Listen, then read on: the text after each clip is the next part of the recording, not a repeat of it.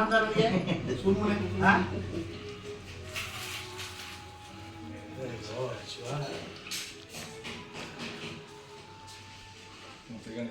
ಒಂದು ನಿಮಿಷ ಹತ್ಕೊಡು ಕಲಿಯಿಲ್ಲ ಈ ಕಡೆಗೆ ಬನ್ನಿ ದಿಲೀಪಣ್ಣ ಕಡೆಗೆ ಈ ಕಡೆಗೆ ಬನ್ನಿ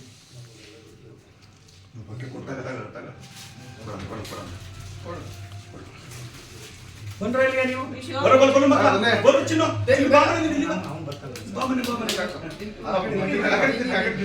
ಬರೇಚು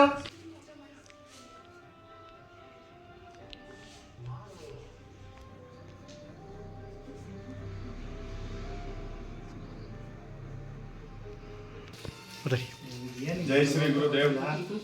ಈ ದಿವಸ ನಮ್ಮ ಜಿಲ್ಲೆಯ ಅದರಲ್ಲಿ ನಮ್ಮ ಕರ್ನಾಟಕದಂತಲೇ ಹೇಳ್ಬೋದು ವರಪುತ್ರ ನಮ್ಮ ಡಿ ಕಾಳನಹಳ್ಳಿಯ ವರಪುತ್ರ ಚಂದ್ರು ಕಾಳನಹಳ್ಳಿ ಅವರಿಗೆ ಗಂಧವತಿ ಅಂತ ಒಂದು ಕೃತಿಗೆ ಸಾಹಿತ್ಯ ಅಕಾಡೆಮಿ ಪ್ರಶಸ್ತಿ ಬಂದಿದೆ. ನಮ್ಗೆಲ್ಲರಿಗೂ ಬಹಳ ಎಷ್ಟು ಖುಷಿಯಾಗಿದೆ ಅಂದರೆ ಹಾಲು ಅನ್ನ ಉಂಡಷ್ಟು ಸಂತೋಷವಾಗಿದೆ.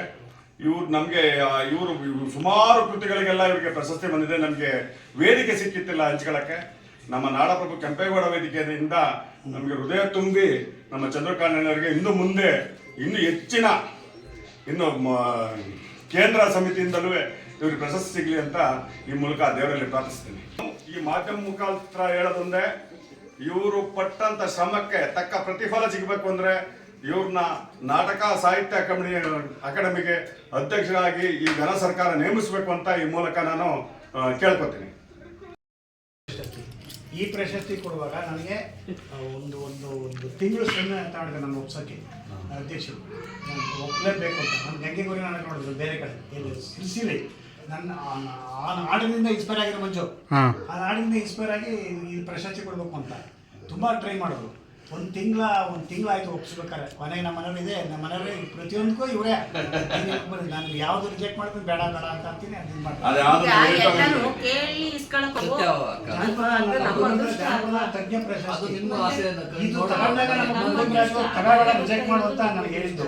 ಇವತ್ತು ಪ್ರಶಸ್ತಿ ಕೊಟ್ಟರು ತಗೋಬೇಡ ರಿಜೆಕ್ಟ್ ಮಾಡುವಂತ ನನ್ನ ಗುರುಗಳ ಹೆಸರು ಕೊಟ್ಟಿರೋದು ಅದು ನಾನು ರಿಜೆಕ್ಟ್ ಮಾಡೋ ಅಂತ. ಅದು 50,000 ರೂಪಾಯಿ ಅವಾರ್ಡು, ಇದು 50,000 ರೂಪಾಯಿ ಅವಾರ್ಡು, 25,000 ರೂಪಾಯಿ ಅವಾರ್ಡು ನಾಟಕ ಅಕಾಡೆಮಿ ಅವಾರ್ಡು. ನನಗೆ ಬೆಂಗಳೂರಿಗೆ ಹೋಯ್ತಂದ್ರೆ ಸಂಸ್ಕೃತಿ ಇಲಾಖೆಯಲ್ಲಿ ಇನ್ಯಾವ ಅವಾರ್ಡ್ ಬರ್ಬೇಕಪ್ಪ ನಿಂಗೆ ಇಲ್ಲಿ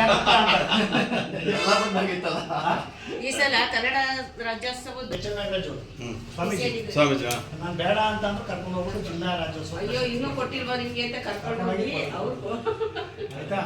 ನಂದು ನಾಟಕ ಇದು ರಾಜ್ಯೋತ್ಸವ ಪ್ರಶಸ್ತಿ ರಾತ್ರಿ ಅನೌನ್ಸ್ ಆಗಿದೆ, ಫೋಟೋ ಬಂದಿದೆ, ಎಲ್ಲ ಬಂದಿದೆ, ಎಲ್ಲರೂ ವಿಶ್ ಮಾಡ್ತಾರೆ.